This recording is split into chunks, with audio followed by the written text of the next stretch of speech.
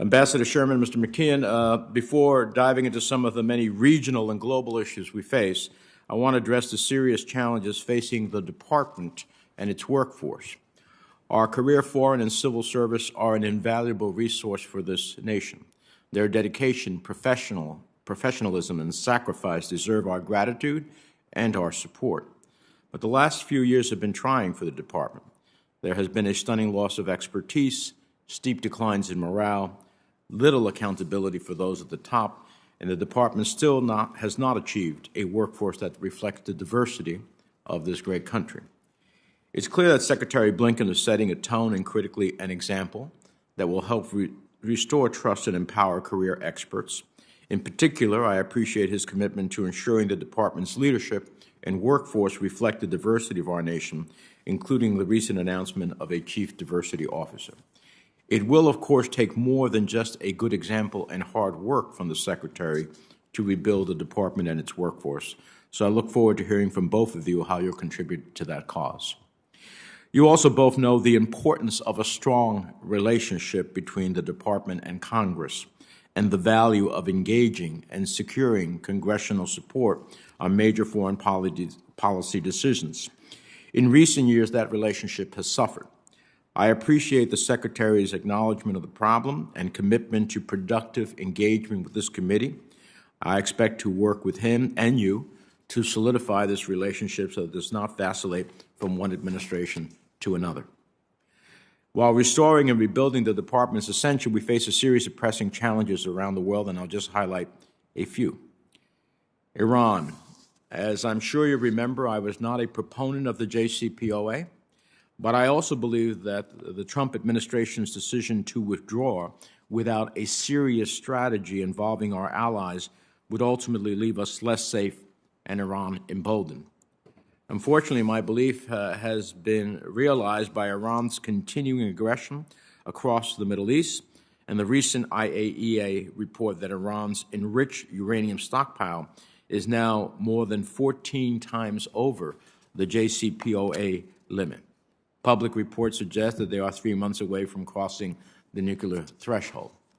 I support this administration's plan to return to diplomacy, but returning to the JCPOA without concrete actions to address Iran's other dangerous and destabilizing activities will be insufficient. I believe there is bipartisan support to find a comprehensive diplomatic approach with Iran that includes working closely with our European and regional partners. And I urge you to do everything possible to find this sweet spot, because without bipartisan support, no deal will be durable. Russia continues to challenge the U.S. and our allies around the world. I welcome the President's commitment to lead again on areas requiring cooperation, like strategic stability and arms control. But the U.S. is also obligated to counter the Kremlin as it uses its military to attack neighbors, its media to lie to the world, its oligarchs to corrupt our economies, and its security forces to repress peaceful democratic opposition. Many on this committee are focused on the Nord Stream 2 pipeline. I have supported the legislation to stop the pipeline. It is the congressional will, as is evidenced by its passage, and I urge the administration to act with urgency to block this effort. In our own hemisphere, democratic governance is under deep strain. Cuba remains under the rule of an entrenched dictatorship. Venezuela has been kidnapped by a brutal criminal regime, and fraudulent, deeply flawed presidential elections have led to political crises in multiple countries. Across the region, irregular migration has skyrocketed as citizens face diminished prospects, crime, and lose hope in their home countries. More than 5 million people have fled Venezuela, and hundreds of thousands are abandoning El Salvador, Guatemala, and Honduras. Addressing these crises require effective leadership. I'm very concerned about the viability of the peace process in Afghanistan. The Taliban is clearly not abiding by all of its commitments under the February 29th agreement, calling into question the future of Afghan security and governance. We need senior-level focused attention from the Department. On Africa, this was another casualty, in my view, of the previous administration. We are losing the Sahel. The 2020 Global Terrorism Index found that 7 of the 10 countries with the largest increase in terrorism were in sub-Saharan Africa.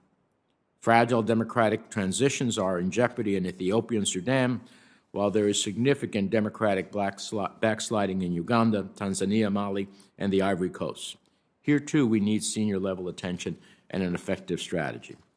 I'll save China for questions, but it is clearly the single most significant foreign policy challenge to the United States. We must not only confront China, but we must compete with it, and I look forward to hearing some of your views in that regard. Finally, I would be remiss not to note that there are American citizens being held hostage or otherwise unlawfully or wrongfully detained in many countries around the world. Iran is among the worst offenders, including the wrongful detention of Siamak Namazi, and more recently, Ahmad Sharjeh. As the lead sponsor of the Robert Levinson Hostage Recovery and Hostage-Taking Accountability Act, which was signed into law last year, I want and expect to work with you to make sure the administration is doing everything possible to bring these Americans home now and to implement the Levinson Act quickly and effectively. There's nothing more critical to our foreign policy than the safety of Americans abroad. With that, I look forward to hearing your remarks, and I turn to the distinguished ranking member, Senator Risch, for his comments. Thank you,